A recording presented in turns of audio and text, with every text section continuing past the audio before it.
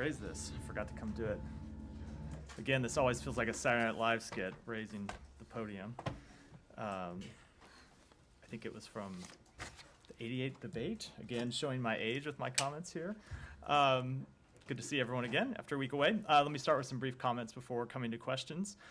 Part of the United States' strategic efforts to engage emerging leaders and change makers through the Young African Leaders Initiative, the Mandela Washington Fellowship 2023 Summit kicked off this morning in Washington, D.C. The three-day summit caps off 6 weeks of academic study and leadership development at 28 institutions of higher education in 20 U.S. states and the District of Columbia.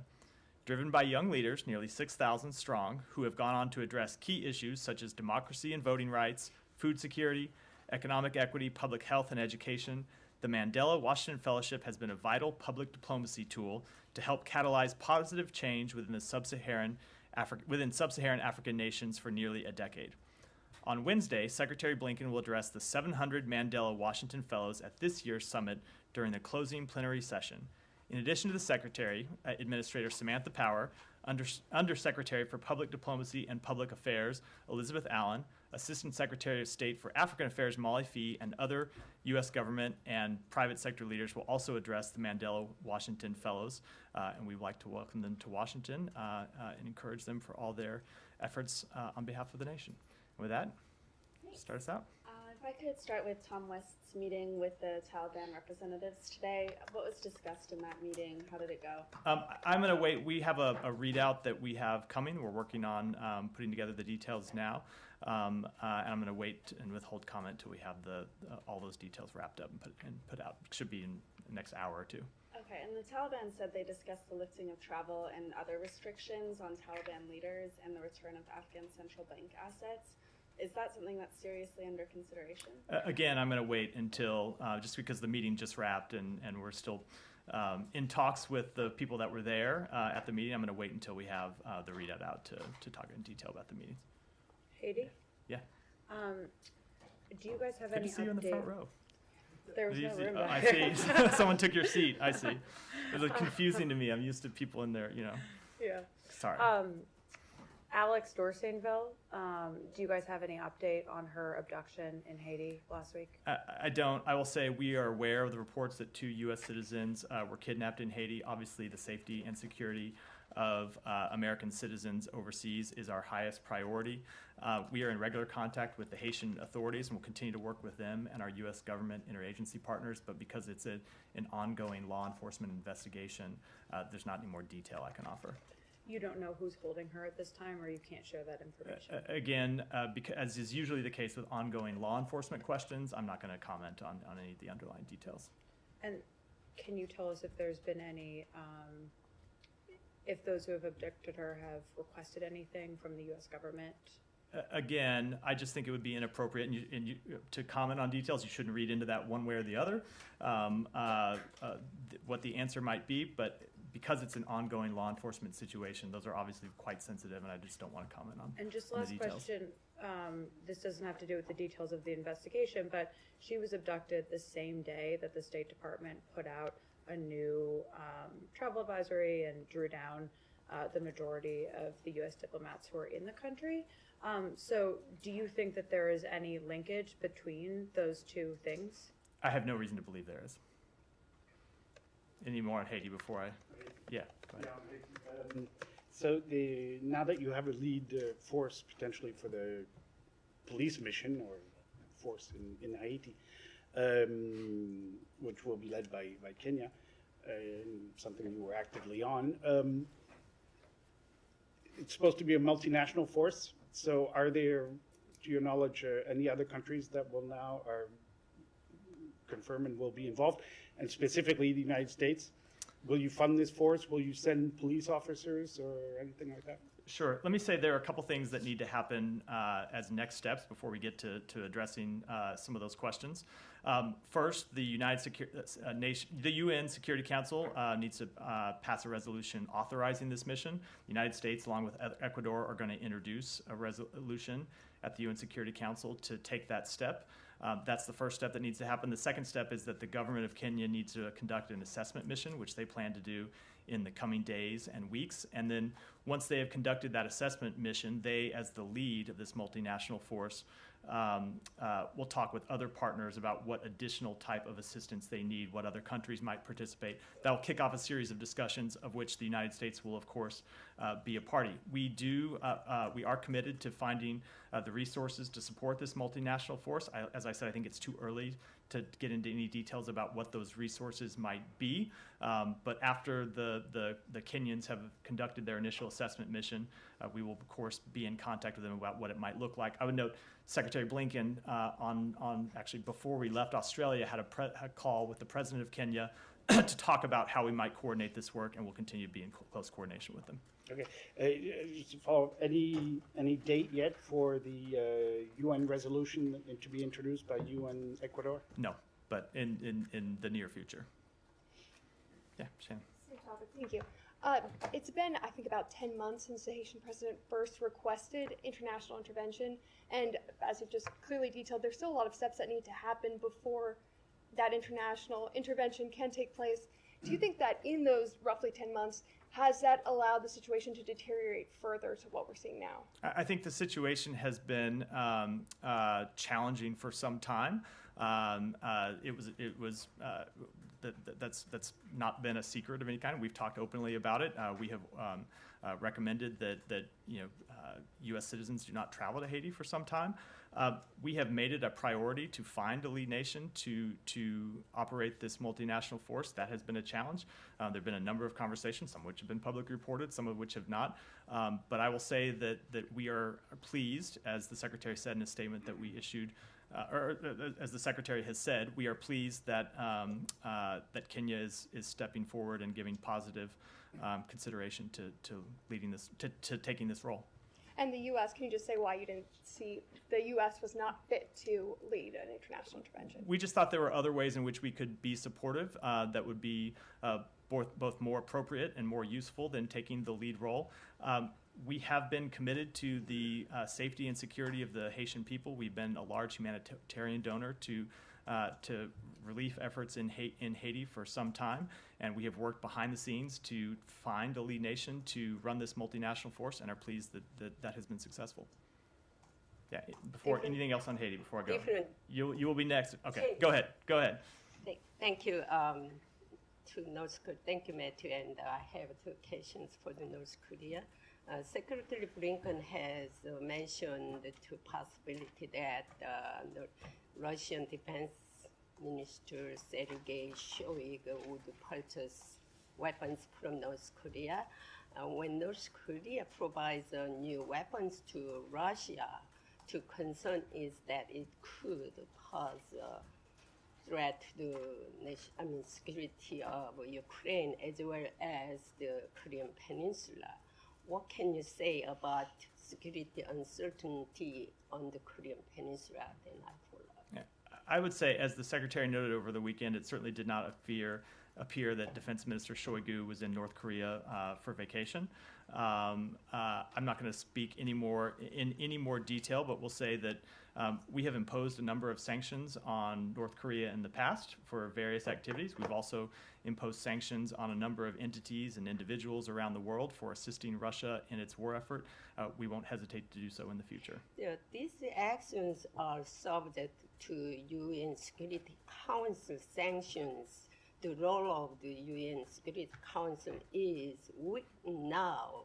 How will the United States respond to this?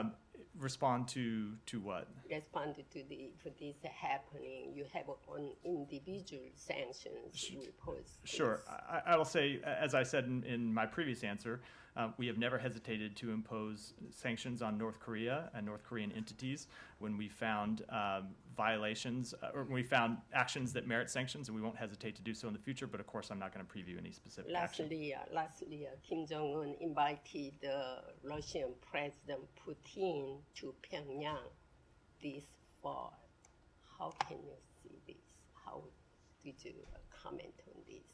Obviously, there's been a close relationship between those two countries for a while, one that's not exactly been productive to increasing the security of the world, and I wouldn't expect that to change as a result of this meeting. Thank you. Saeed, go ahead. Okay, I want to switch topics, the Palestinian issue.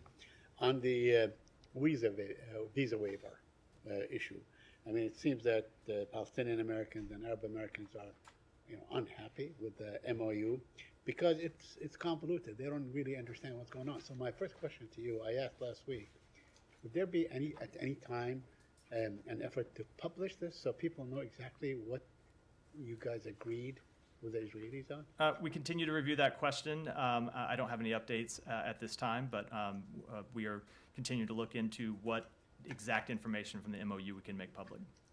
And second, the Israeli government public-facing guidance directs some U.S. citizens to use a smart application, which allows the Israelis really, intrusive access to everything that they do. Have you looked into that? Are you aware of this app? I'm aware of the app. I'm not going to speak to the specific kind of technical details of how Israel is going to implement the program, other than to say the important thing for us is that the visa waiver program is implemented without discrimination and that the same rules apply to all American citizens. But it seems that still Gazans are not really included. It seems, or at least somehow they are not equally included. So I would say, as I have said before, our understanding is that Americans who are in Gaza are very much included in this program. They might have different procedures because of the different security situation in Gaza, but it is our expectation that they will be included in this program. But we will be monitoring the implementation over the coming weeks and months to make sure that they are included and are not discriminated against. And finally, Amnesty International slammed Israeli court decision to demolish a Palestinian Bedouin village in the Negev. Are you aware of these reports? I am. And do you have any comment on that? Yeah, I'd say it's critical for Israel and the Palestinian Authority to refrain from unilateral steps. That's inside Israel. The Palestinian Authority has absolutely nothing to do with it. They have no authority whatsoever. I understand that exacerbate tensions and undercut efforts to advance a negotiated two-state solution, and that certainly includes the demolition of homes and the evictions of families from their homes. Yeah, on Ukraine, President Zelensky's chief of staff has said that there are talks this week on security guarantees in Washington. Do you have anything on this? Sure. Those talks are going to kick off this week. Those are an outgrowth of the statement that we released that the G7 released on the margins of the last NATO summit in Vilnius, where President Biden and G7 leaders made clear that we were going to engage in negotiations with the government of Ukraine about our long-term commitments to Ukraine's security, so it can establish a military that can defend itself and deter a future attack. Rebuild its economy, protect its citizens, and pursue integration into the Euro-Atlantic community. I will note this is separate and apart from the security assistance that we regularly provide now. We've made clear that we see this proceeding on two tracks. One, security assistance to support their efforts to repel the Russian aggression inside their country, and two, to establish a long-term military that can serve as a deterrent effect from future Russian aggression. So those meetings are going to start this week. I would add that since we released that joint declaration from the G7 and EU in Vilnius, 12 other countries have joined their names to the declaration. So talks will begin this week about how we can decide on the actual details of those security commitments going forward. And on the summit in Saudi Arabia this week on Ukraine, do you support this summit? Who will attend it, and what's the goal of it? We do, of course, support this summit. We have long said that it is important that Ukraine be in the driver's seat when it comes to any potential diplomatic resolution to this war. It's important that countries that have not yet heard directly from Ukraine hear from Ukraine. So we are gratified that there will be countries that will be attending this summit to talk directly with Ukraine. If your question was with respect to what other countries will be attending, I would defer to the governments of Saudi Arabia and Ukraine to answer that question. If the question is I'm coming to you. You don't have to, if the you don't have to jump in. If the question is with respect to what U.S. government officials will be attending, I can confirm that there will be U.S. government officials not ready to make announcements yet about who those will be. But as the week goes on, certainly you can expect that we will do so. One more on UAE. Do you have any updates on the case of Tierra Young Allen, known as Sassy Trucker, who is stuck in UAE? No, only that what we've said previously, that we're aware that she is unable to depart the UAE. We take seriously our commitment to assist U.S. citizens abroad. We're providing all appropriate consular assistance in this case, and we will remain in regular communication with her and her family. Thank you. Did anyone else want to do something on Russia, Ukraine before I go? Yes. Thanks, Matt. Welcome back. Thank I do want to move to South Caucasus, but before that, Russia, Ukraine. But do Russia, Ukraine, and then I'll make sure, before you do your South Caucasus question, I'll see if Thanks. anyone else has on it. You said that talks will take place this week in this building? Or? They'll be virtually. If not the talks happening in Saudi Arabia, but the talks about long-term security commitments will be talks virtually, held And virtually. who is going to be from the U.S. side involved? It'll be at the Deputy Assistant Secretary level. Talia. She is not a Deputy Assistant Secretary. So no, just wanna make she sure is the acting Deputy Secretary. On Eurasia issues, right? So On European issues. Europe. Fantastic. On Russia abducting Ukrainian children, indicted Russian war criminal Maria made a statement, a report, saying that, well, since the beginning of the war, we have received more than 4.8 million residents in Ukraine, and more than 700 of them being children. What do you think she's saying here, and what is your response? I would not begin to try to get into her head and speculate about what she's saying. I would say, though, that one of the worst incidents we have seen in this war is the deportation of Ukrainian civilians to Russia, including civilians who have been forcibly separated from their families. I will note that was an important consideration in the Secretary's determination that Russian forces and officials have committed crimes against humanity. We call, as we have before, for Russia to stop those abusive actions and return Ukraine's children, and I would say that we support accountability for these crimes.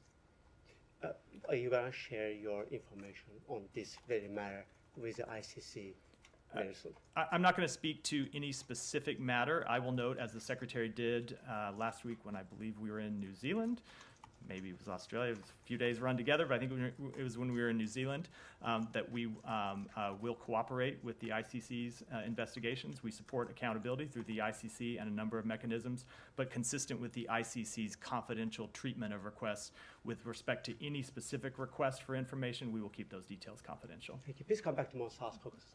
How could I not? Anything else on Russia before I? Yeah, go ahead. Follow up on talks you mentioned about. What kind of security guarantees could be provided to Ukraine? Is it kind of Israel formula President Biden mentioned before? I wouldn't want to comment about the eventual outcomes of talks that are just beginning, other than to make clear what President Biden and other leaders of the G7 and the EU, and now the other 12 nations that have joined this statement have made clear, is that we are committed to the long-term security of Ukraine and helping Ukraine build a long-term security infrastructure that can deter Russian aggression. What the details of that will look like, of course, will be something that will be covered in these conversations and conversations that will go on for some time, and I don't think it'd be appropriate for me to try to get ahead of those talks. Go ahead. Yeah, a short question. The Secretary this Thursday will participate in the ministerial in the United Nations. Do you expect him to meet Ukrainian Secretary Kuleba if he will be participating? I don't know. I don't know if he will be. I know Secretary Blinken will be participating. I don't know the other participants that will be there. So I'll wait until later in the week to see who else has been confirmed as an attendee. Any Russia? Go ahead. So President Zelensky made a statement yesterday, like an hour after a major drone explosion in Moscow. And I'm quoting him here. He said, "Gradually, the war is returning to the territory of Russia, to its symbolic centers and military bases, and this is an inevitable, natural, and absolutely fair process." So I just wonder if the administration supports that stance, specifically with regards to symbolic centers, which appears to mean kind of civilian targets. I will say that, first of all, I'm not sure that I would agree with that interpretation of what symbolic centers means. I will say that we neither encourage nor enable strikes outside Ukraine's borders, but as we have said many times, it is up to Ukraine to decide how to conduct this war. And when it comes to strikes, as you raised, on civilian centers, it has been Ukrainian civilian infrastructure that has been targeted over and over. Ukrainian civilians that have been murdered in this war. Schools, hospitals, apartment buildings. I could go on down the list. So I don't think any attempt to draw any equivalency is one that's actually backed up by the right, facts. but if I could follow up on that. Go ahead. I mean, we're not arming Ukraine. We're not arming Russia. Thank you, Matt. The Iraqi government has informed the recent PRG delegation to Baghdad that they are not going to pay the international oil companies duties for their past operation in the Kurdistan region of Iraq, which there's a lot of U.S. companies are operating in the Kurdistan region. Can you, sorry, just repeat that last part a minute. It was... The Iraqi government has informed the Kurdistan region delegation that they are not going to pay the international oil companies for their past operation in the Kurdistan region of Iraq. There are a lot of U.S. companies are working and operating in the Kurdistan region, and to that end, the U.S. Development Finance Corporation (FDC) has extended over $300 million to these energy firms in the Kurdistan region. What's your reaction to this Iraqi decision? And the second, how do you engage to make sure that the U.S. companies in the Kurdistan region will get their share and the U.S. loans government is secure? So I would say, first of all, I don't know it to be a fact that the Iraqi government has taken that position. I will say generally, we have repeatedly urged Baghdad and Erbil to agree on a range of issues of mutual interest, including a viable budget and a new national hydrocarbons law. We will continue to encourage the parties to determine a way forward that benefits Iraq's foreign investment climate and respects the important contributions of U.S. entities, including in the energy sector, while advancing the interests of all Iraqi people. And one question on yesterday's visit by the UN envoy to Iraq to Iran, and she met with the Iranian foreign minister. What's your comment on that? And do you believe that for having a political stability in Iraq, we should talk to Iran first? I won't speak to the UN envoy's visit. I will say that obviously Iraq has bilateral relationships with Iran. What we have always said is we would like for those bilateral relationships to be a normal relationship that reflects Iraqi sovereignty. We haven't always seen that in the past. You've seen us implement policies to try to prevent or lessen or mitigate the way that Iran tries to gain leverage against Iraq. And so to the extent there are bilateral relationships between the country, we hope that it would be one that respects, as I said, Iraqi sovereignty. Have you sent any correspondence to Iran through the UN envoy to Iraq? Because there are some Iraqi media outlets saying that you sent a message to Iran yesterday. I will never. As I have said before at this podium, I will not comment on specific engagements, but we'll note, as we have many times, that we have always said we have the ability to deliver messages to Iran when it's in our interest. Thank you. Rod, follow up? Go ahead. Matt? Do you mind if I? All right. Thank you.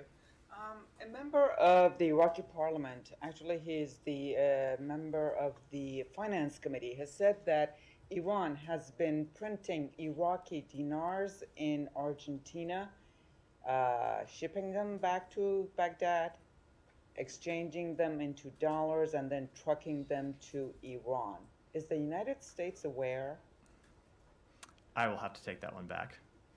Thank you. The United States may be aware. I'm not personally, so I don't know. Go ahead, Olivia. This is on China, unless there's more on. Go ahead. Okay. With the removal of Qin Gang as foreign minister, has the U.S. extended the invitation that he originally accepted to visit the United States back in June to his replacement or anybody else? I don't know if we have yet officially extended that invitation, but it was an invitation to the foreign minister. Obviously, Wang Yi is now serving in the role of foreign minister, so I would expect that the invitation would be extended to him. Whether that has actually happened, I do not know. We are engaged in a number of conversations with Chinese government officials even as we speak, and I would expect at some point we would make clear that the invitation extends to the new foreign minister. Okay. And you would expect it to be accepted? I would expect so, given that the Chinese government had already accepted the invitation. I would assume they would, but of course I won't speak for them. Okay. Still on China, but slightly separate topic. There's been this drumbeat of revelations regarding Chinese cyber activity, whether that's targeting email accounts within this department or reportedly embedded malware in military systems. Is it fair to say that cyber activity by the Chinese, including malicious cyber activity, is on the increase even as diplomatic engagement is increasing? I am going to, as we have before, decline to comment on any specific incident, which I know you were asking it generally, but you were referring to increased diplomatic engagement. So I think you were getting at a specific reported attempt. So I won't speak to any specific action. I will just say generally that we constantly monitor attempts to breach our various systems. And as the Secretary has made clear, when we see those attempts, we don't hesitate to hold the actors accountable. But can I follow up on that? If I may. If Olivia yields the floor. You had a follow-up? Yeah. Okay, go ahead. Go ahead. One quick one, and then I'll turn it over to you, Liana. It's just in the past, the U.S. has tried to, engage with China, say, to roll back cyber activity that had a momentary effect and seems to have subsided almost entirely. So I'm just wondering if there's any thinking going into reinitiating that kind of conversation. I will say that the Secretary did raise the issue of attempts to breach United States systems in his meeting with Wang Yi, and raised it to say that we always watch for this type of activity and we will never hesitate to hold people accountable for it. Thank you. Leon, over to you. I was just wondering why you are so reluctant to, to spell out the things as they are. You've always been very keen in the past to say that, there were Chinese hackers or this or that. And in this incident, which comes at a time, as was pointed out, that there are a lot of diplomatic engagements with Beijing, you're being very we have yet to determine an actor, which leaves me unable to speak to specific actions we would take to hold specific countries accountable. I've said before, we have no reason to doubt the assessment that Microsoft made, but the U.S. government itself has not made its own attribution, so that leaves me in a place where it's difficult to speak about. Microsoft came out and said it was. That's what I said, and we have no reason to doubt it, but until the United States government makes its own assessment, which is a technical matter, it leaves me unable to comment specifically on the incident. Go ahead. Ask about Niger. Please. I just wanted to ask a little bit about the coup determination question. I mean, what does the U.S. government need to see before it can call this a coup? And are you concerned that holding back, as you are right now, is going to lead to some blowback in the region about sort of U.S. hesitancy about what pretty clearly is a coup? No, let me say, first of all, with respect to the region, we have been in close conversations and consultations with partners in the region. Secretary Blinken on the trip to New Zealand and Australia and Tonga was on the phone throughout that trip with leaders in the region, talking about our approach and their approach and how we should align it. And I don't think there's any daylight between us and our partners in the region with respect to the actions that we are taking and the actions that they are taking. And with respect to any determination, I'd say we haven't made a determination yet because it is still an ongoing fluid situation.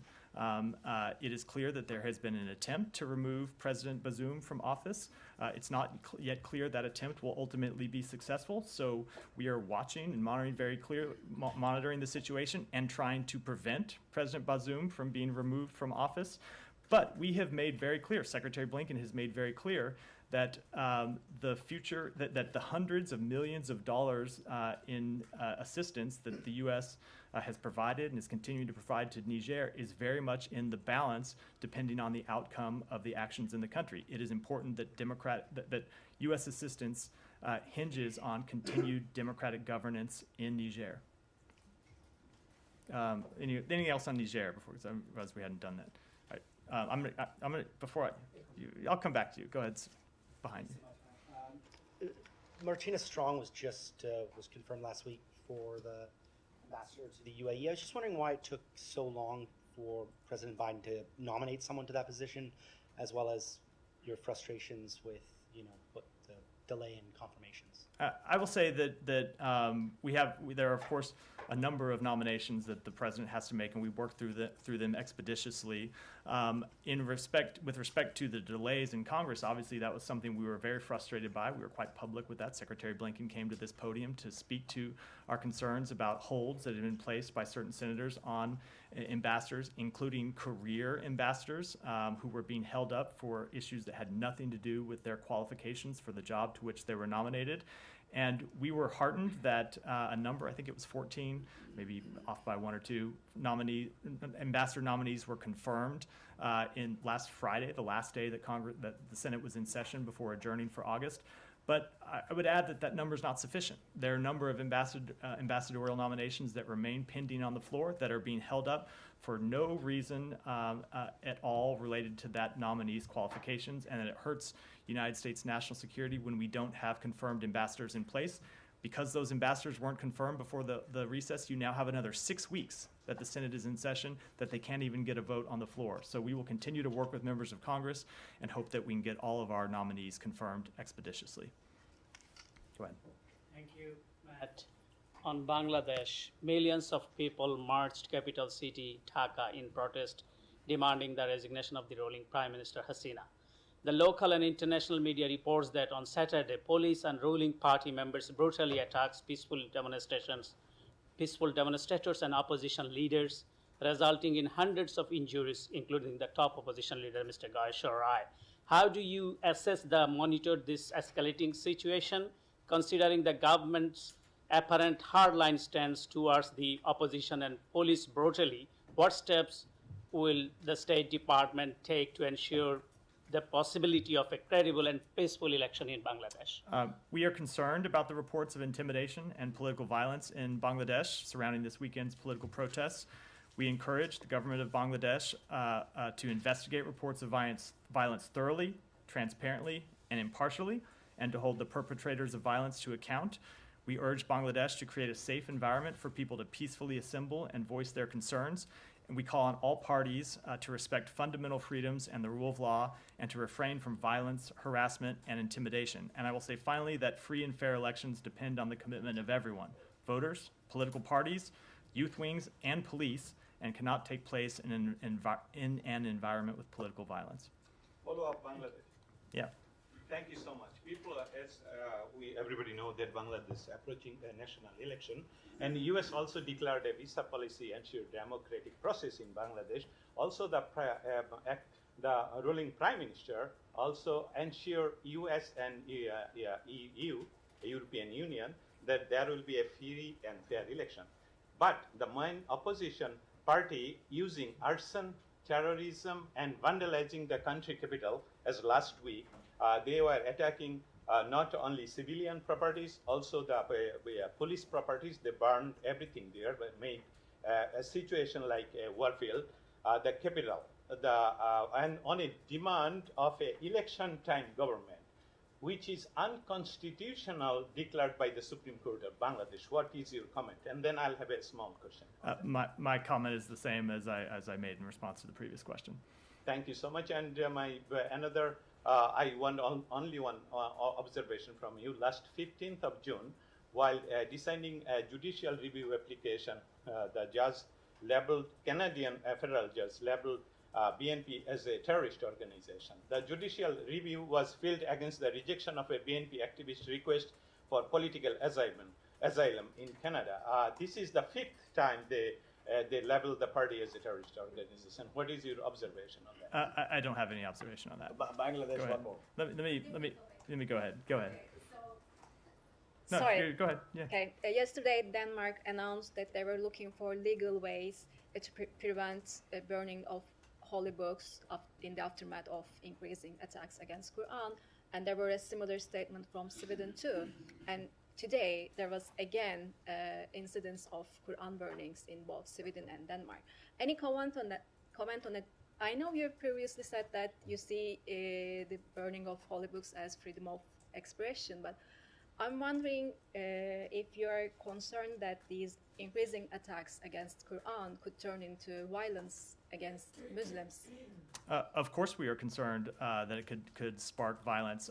That is why we have said we condemn the burning of religious texts. It is something that we've spoken to a number of times at this podium. At the same time, we recognize the right to freedom of expression, even when it's freedom of expression, it's acts of freedom of expression with which we may disagree. That continues to be our policy. Alex, go ahead. A couple of questions on the South Caucasus. Georgia first. Hundreds of Georgians last night got out in Batumi protesting the shipment of Russian tourists to their country. Some of them got arrested by pro-Russian government. Now, Georgia's 20% is still under Russian occupation. Do you think they have legitimate concern? Do they have legitimate what? Concern about, not letting Russians into their country. And let me take that one back. Okay. As you also know that Georgia's occupied Abkhazia region last week decided to gift a very strategic airport, Sukhumi, to Russians. Does the department have any position on that? I'll take that one back as well. Okay. To Azerbaijan. The secretary spoke with Aliyev on Saturday. He raised his concerns about Lachin corridor situation on the ground. This is not the position where the secretary wants to be in this month, right? When he was hosting foreign ministers last month in this town. This is not, what'd you say? This is not the No, position? not the position you guys want to be in. You were talking about, peace agreement.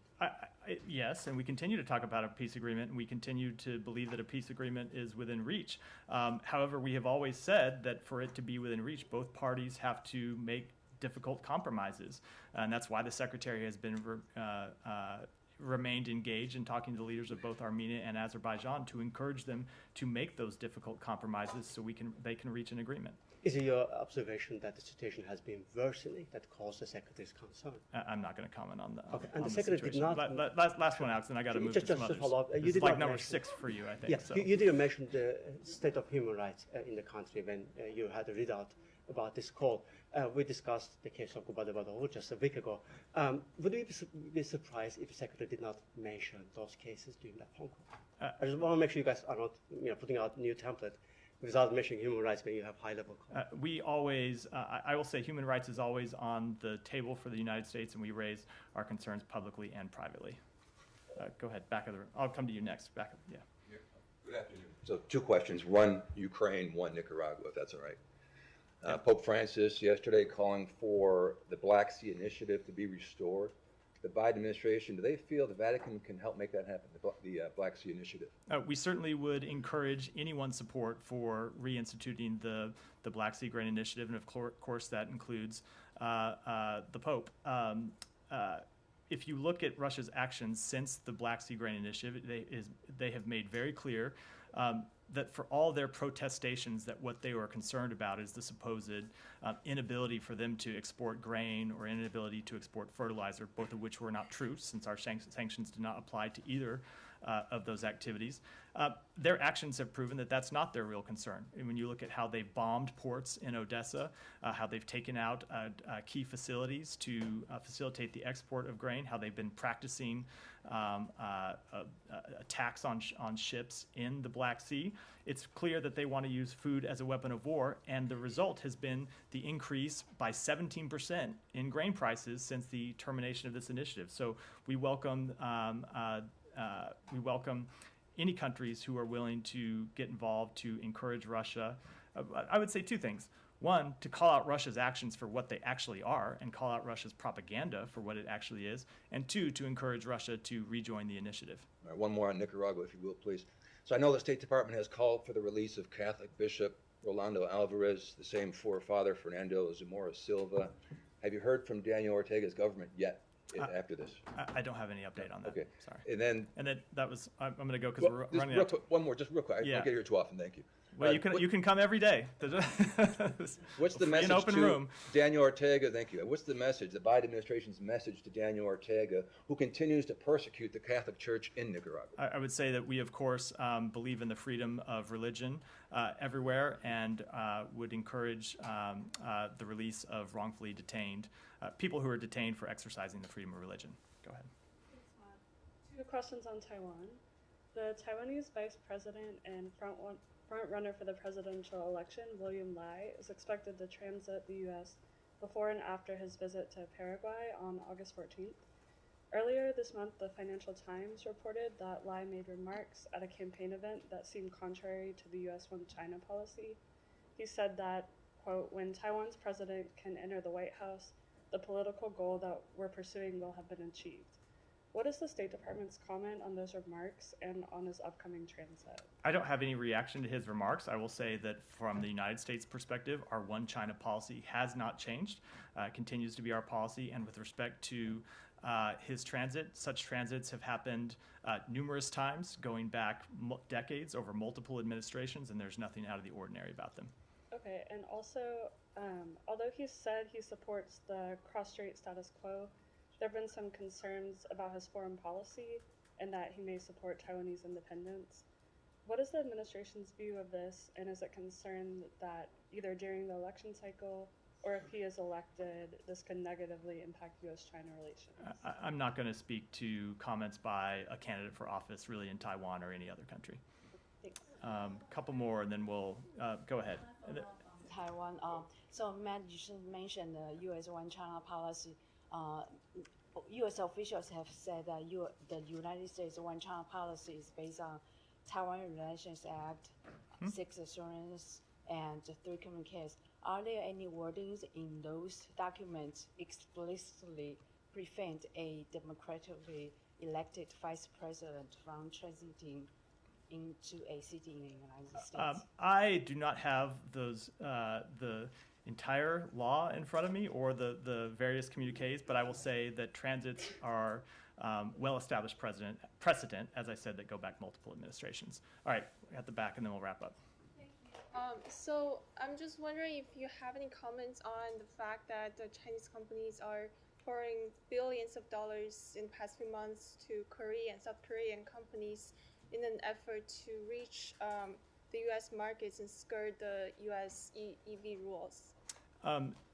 I will say about that, number one, we certainly understand that other countries like South Korea have relationships with China, including economic relationships. We have a significant economic relationship with China.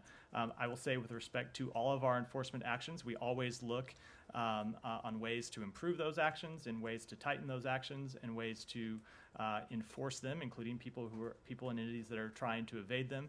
That's a general comment without respect to any specific report, but that remains our policy and will be going forward. Thanks, everyone.